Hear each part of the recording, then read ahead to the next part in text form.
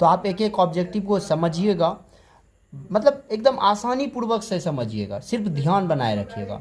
तो स्टार्ट करते हैं। वास्तविक संख्या यानी रियल नंबर का चैप्टर है, क्लास 10th का है, VVIO ऑब्जेक्टिव है, चैप्टर 1 से, है ना। पहला क्वेश्चन पे हम लोग स्टार्ट करते हैं। पहला क्वेश्चन है, सबसे छोटी प्राकृत संख्या क्या होता है। प्राकृत संख्या क्या होता है?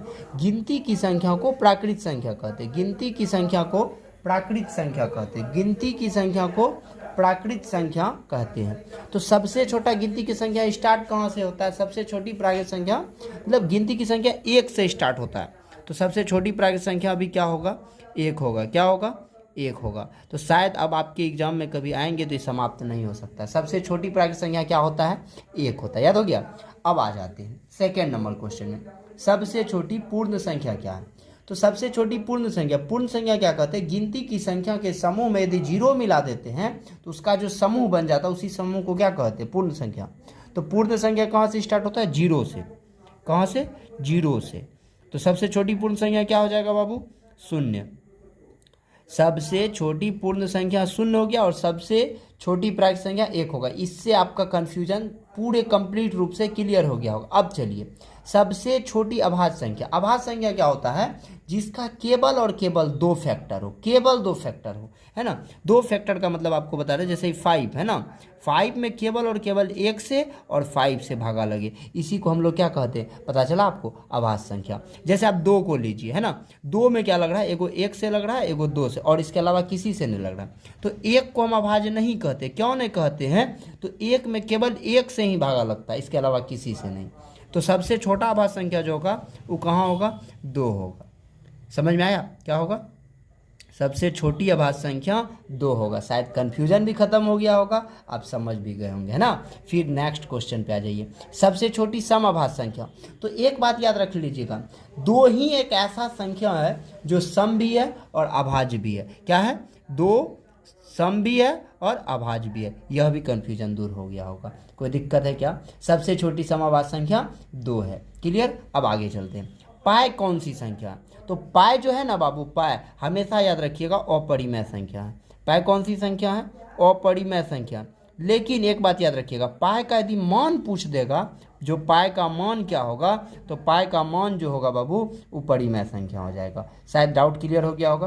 पाई अपरिमेय है, लेकिन पाई का मान क्या है? तो क्या है? पाई का मान परिमेय संख्या। ये भी क्लियर हो गया होगा। सेकेंड क्वेश्चन में पूछा भी वही गया, पाई का मान क्या होता है? तो ये परिमेय होता है। दोनों क्वेश्चन का कंफ्यूजन भी दूर, क्लियर। कभी एग्जाम में आए तो आप आसानी से बना सकते हैं। चलिए नेक्स्ट क्वेश्चन में, परिमेय और अपरिमेय संख्या के समूह को कहते हैं। तो परिमेय और अपरिमेय संख्या के समूह को वास्तविक संख्या कहते हैं। क्या कहते हैं? वास्तविक संख्या कहते हैं। वास्तविक संख्या कहते हैं।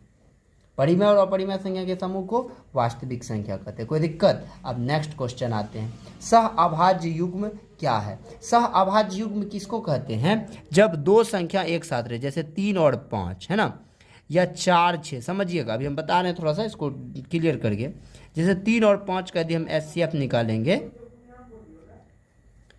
इसका यदि HCF निकालेंगे तो आप समझिए कितना आया?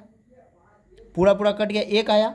यदि 1 आएगा तो यह युग्म सह अभाज्य युग्म होगा। और यदि नहीं आता, जैसे 4 और 6 का निकालिए, तो 4 2 हो गया, 4, अब कितना आ गया? 2 आ गया। जैसे 1 के अलावा कुछ भी होगा तो यह सह अभाज्य युग्म नहीं होगा। यदि आ गया तो सह अभाज्य युग्म होगा। कंफ्यूजन क्लियर है कि नहीं? कोई जरा सा, एक जरा सा भी आपको दिक्कत है? एक को जरा सा नहीं हुआ। चलिए अब हम लोग समझते हैं √5 कौन सी संख्या। तो याद रखिएगा, ऐसा संख्या जो रूट के अंदर रहे, यदि रूट उसका ना टूटे यानी वर्ग ना हो तो वो अपरिमेय संख्या हो जाता है। रूट यदि ना टूटे, यदि रूट ना टूटे तो अपरिमेय। यदि रूट टूट जाए, जैसे 25 है, 25 है ना, तो आप समझिए 5 का स्क्वायर कीजिएगा तो ठीक है, स्क्वायर से रूट कट जाएगा तो 5 बाहर आ गया, तो फिर यह √5 क्या हो जाएगा? परिमेय संख्या हो जाएगा। तो थोड़ा सा एक बात फिर से हम बोलना चाह रहे हैं, आप समझिएगा, जिस भी संख्या का रूट खत्म होगा यानी वर्ग होगा, वो संख्या क्या हो जाएगा? परिमेय संख्या। और वर्ग यदि नहीं टूटेगा उसका तो वह संख्या अपरिमेय होगा। कंफ्यूजन दूर। अब एक एग्जांपल और दे देते हैं, जैसे अंदर √16 इसका टूट रहा है 4 में, तो 4 क्या हो जाएगा? परिमेय संख्या हो जाएगा। अब बताइए, अंदर √15 नहीं ना टूटेगा, ये क्या हो जाएगा? अपरिमेय हो जाएगा। क्लियर? समझ में आ गया कि नहीं आ गया? इसी को रेशनल और इरेशनल नंबर कहते हैं। चलिए अब नेक्स्ट देखते हैं, सम संख्या का वर्ग क्या होता है? तो सम संख्या का वर्ग क्या होता है आपको हम खुद करके दिखा देते हैं, समझिएगा। तो 2 एक सम संख्या है, 2 का वर्ग क्या हो गया? 4 हो गया। जैसे 4 है तो 4 का वर्ग क्या होगा? 16। तो समझ जाइए, सम संख्या का वर्ग हमेशा सम संख्या होगा। Concept clear? सम संख्या कोई भी रहे उसका वर्ग कीजिए, जैसे 6 का कीजिए तो 36 हुआ। तो 36 कौन सा संख्या? सम संख्या है। आप 5 का कर दीजिए तो 5 तो विषम संख्या है ना। तो अब नेक्स्ट क्वेश्चन में हम लोग देख लेते हैं विषम संख्या। तो विषम संख्या का वर्ग क्या होता है? जैसे 5 है, 5 का स्क्वायर करेंगे तो 25। तो 25 एक विषम संख्या है। क्लियर हो गया? जैसे आप 7 का कर दीजिए, 7 का स्क्वायर क्या हो गया? 49। तो 49 क्या है? एक विषम संख्या है ना। 9 का कर दीजिए, 9 का क्या होगा? 81। तो 81 कौन सा संख्या? एक विषम संख्या। तो सम संख्या का वर्ग हमेशा सम संख्या होता है और विषम संख्या का वर्ग हमेशा विषम संख्या होता है, इसमें नो डाउट। आपको जरा सा भी कन्फ्यूजन नहीं होगा मेरे ख्याल से। चलते हैं नेक्स्ट क्वेश्चन, आप बने रहिए, पूरा देखिए, पूरे कन्फ्यूजन को ही खत्म कीजिए। 10 पे पावर 0, इसका मान तो हम डायरेक्ट 1 लिख देंगे, लेकिन इसका क्या है कॉन्सेप्ट, वो कॉन्सेप्ट हम आपको देने जा रहे हैं। किसी भी संख्या पे, दुनिया का कोई भी नंबर हो और कितना भी बड़ा नंबर हो, यदि उस पे पावर 0 है, दुनिया का कोई भी नंबर हो उस पर यदि पावर 0 हो तो उसका मान 1 होता है। मान लेते आपको दे दे 1001, इस पे पावर 0 दे दे, इसका आंसर 1 हो जाएगा। 2 करोड़ दे दे, 2 करोड़, हाँ 2 करोड़ पे पावर 0 दे दे, इसका मान हो जाएगा 1। समझ में आया कि नहीं? कुछ भी दे दे, नथिंग मैटर, यदि उस पे आप पे पावर 0 दे देगा आपका मान 1 हो जाएगा, मेरे पे पावर 0 देगा मेरा मान 1 हो जाएगा। कन्फ्यूजन क्लियर हुआ कि नहीं? किसी संख्या पे यदि पावर 0 हो तो उसका मान 1 होता है, आप पे दे दे तो आपका भी मान 1 हो जाएगा। समझ में आ गया ना? चलते अब नेक्स्ट क्वेश्चन को समझने के लिए।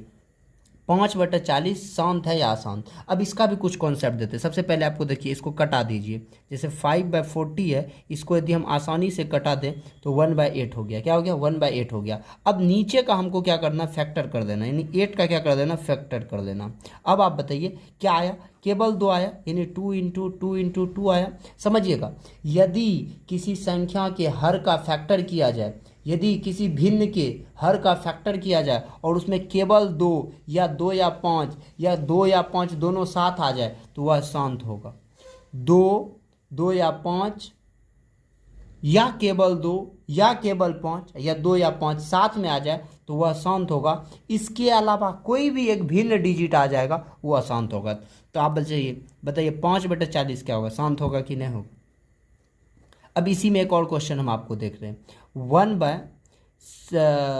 बाय देख लीजिए, थोड़ा सा समझिएगा। 1 बाय आपको हम 18 दे दिए, तो अब 18 का फैक्टर कीजिए। 2 से 9, 3 से 3। आप बताइए क्या आया? 2 इंटू 3 इंटू 3 आया ना, तो 3 आ गया ना, तो ये क्या हो जाएगा? अशांत हो जाएगा। शायद आपका कन्फ्यूजन क्लियर हो गया होगा, समझ गए ना? अब हम लोग नेक्स्ट क्वेश्चन पे आ रहे हैं। 16/120, इसको कटाते हैं अब। 4 देखिए यहाँ कटा रहे हैं हम। 4 4 जा 16, 4 3 जा 12, 0। फिर 2 से 2 2 जा 4, 2 15 से हो गया। तो क्या हो गया? 2/15। 2/15 क्या हो गया? 2/15 हो गया, है ना। तो 15 इसको यदि तोड़ेंगे तो क्या हो जाएगा? अशांत हो जाएगा, क्योंकि 15 को आप तोड़ दीजिए। 3 5 जा 15, तो 3 आ गया ना। तो जैसे 3 आया तो ये क्या हो जाएगा? अशांत हो जाएगा। 3 आया तो क्या हो जाएगा? अशांत हो जाएगा। क्या हो जाएगा? अशांत हो जाएगा। तो नीचे में यदि 2 और 5 के अलावा कुछ भी आ जाए तो अशांत होता है, और यदि 2 और 5 आ जाएगा तो क्या होगा? शांत होगा। नेक्स्ट क्वेश्चन देख रहे हैं और आज का लास्ट क्वेश्चन देख रहे हैं। यहाँ तक मेरे ख्याल से आपको बिल्कुल सब बात समझ में आ गया होगा, है ना। तो देखिए, एक फैक्ट होता है, यह कौन सी संख्या परिमेय है या अपरिमेय है, तो इसका कन्फ्यूजन दूर। इसका एक फॉर्मूला होता है CXY XXY XXXY ... इस प्रकार का यदि रहेगा तो ये अपरिमेय संख्या हो जाएगा। तो देखिए C, इसको C कहते हैं, इसको क्या कहते हैं? C कहते हैं। XY XXY XXXY, जब इस कंडीशन में रहेगा तो इसको हम कौन सा संख्या कहेंगे? अपरिमेय संख्या कहेंगे। तो यह कैसा संख्या है? अपरिमेय संख्या। अच्छा से आपको समझ में आ गया होगा ना?